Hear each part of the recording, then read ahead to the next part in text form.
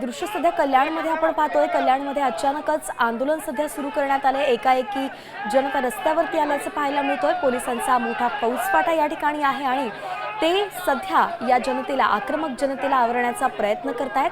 कल्याणची ही दृश्य सध्या आपण पाहतोय, ज्या ठिकाणी जाहीर निषेध केला जातोय। हेमंत हेमंत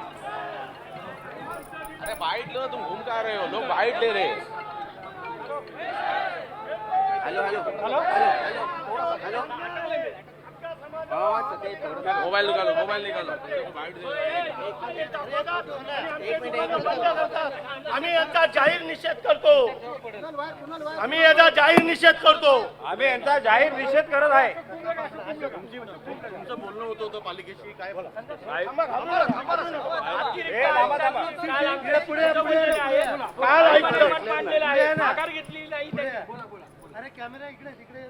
आमच्यावर झालेल्या अन्यायाला आम्हाला वाचा फोडायची एवढाच आमचा उद्देश आहे। आम्ही आमच्या समाजाच्या वतीने करतोय आंदोलन। आयुक्तांनी आमच्याशी खोटं बोलले, तर इचलकरंजी आयुक्तांनी मागे घेतला, मग या आयुक्तांना घ्यायला काय हरकत होती? प्रत्येक वेळेस आमच्या समाजावर अन्याय होतो। योग्यच नाहीये, योग्यच नाहीये, त्यांना अधिकारच नाहीये। आमच्या स्वातंत्र्यावर झालाय। नगरपालिकेला अधिकारच नाही हा बंदी करायचा। कोणी काय खावं काय नाही ते हवं काय नाव देत आहे। एक मिनिट कल्याण सर, हो तुम्ही काय सांगाल?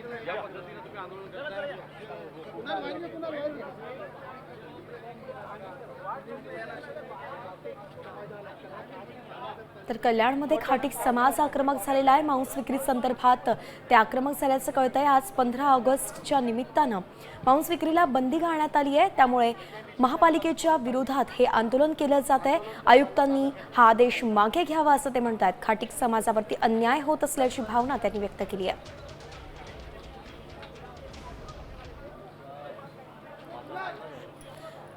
सामचे प्रतिनिधी संघर्ष आपल्यासोबत जोडले गेले। संघर्ष सध्या आपण पाहतोय खाटीक समाज आक्रमक झालाय, रस्त्यावरती उतरलायत। मागणी त्यांची नेमकं काय? एकंदरीत पालिकेने जो निर्णय दिला होता की 15 ऑगस्ट रोजी चिकन मटनची दुकान आहेत ती बंद राहतील, फक्त खाण्यावर बंदी नसणार आहे। पण खाटीक समाजाने यावेळेस त्यांना निवेदन दिले आणि निवेदन दिल्याच्या नंतर त्यांनी सांगितलं होतं की ही बंदी उठवा। पण ही बंदी एकंदरीत जो स्टेडियमचे आयुक्त आहेत त्यांनी त्यांचा निर्णय कायम ठेवला, त्याच्यावर ते ठाम राहिले आणि हे आंदोलन करणारे खाटीक समाजही त्या निर्णयावर ठाम राहिला आणि एकंदरीत सकाळपासून एकदा अर्थातच संघर्ष आपण पाहतोय की या ठिकाणी मांस विक्री विरोधात खाटीक समाज आक्रमक झाला आहे आणि आम्हाला स्वातंत्र्य मिळालं पाहिजे, आमची दुकानं चालू झाली पाहिजे, एवढंच आमचं मत। आता isakal.com आहे देशातील नंबर 1 ची मराठी न्यूज वेबसाईट। प्रत्येक अपडेटसाठी isakal.com ला नक्की भेट द्या।